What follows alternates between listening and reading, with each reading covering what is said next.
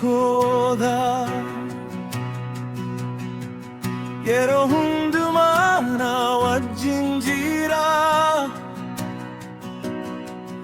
yeroo dukkaanii na marsu ifa isaa naaf ibsa yeroo garaan koo dadabu jabina naaf ta'a yeroo imimmaan koo dhangala'u harka isaa na jajjabeessa ani nan sodaadu sababni isaa gooftaan koo jira karaan yoo natti cufame inni karaa haaraa naaf bana gooftaan abdii kooda gooftaan humna kooda ani isa nan amana jireenyi koo harka isaa jira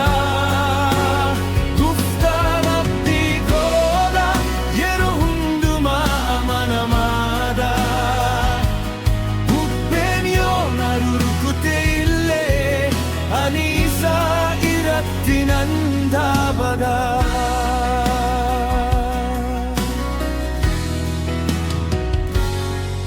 yeroo kormaanni na mudattu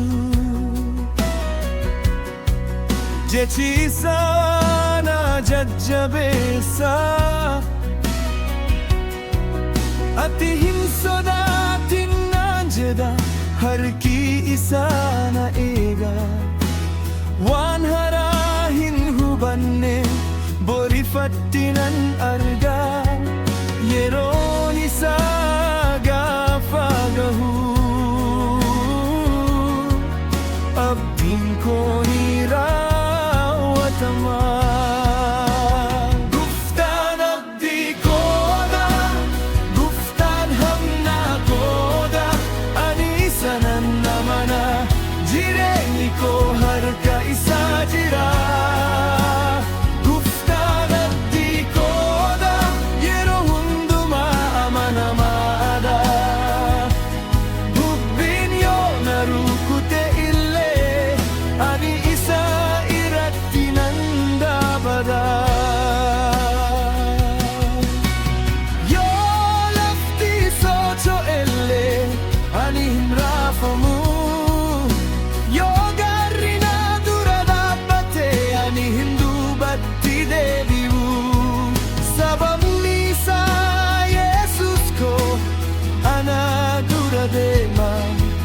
abdiin koo isa qofa mootiin koo na wajjin jira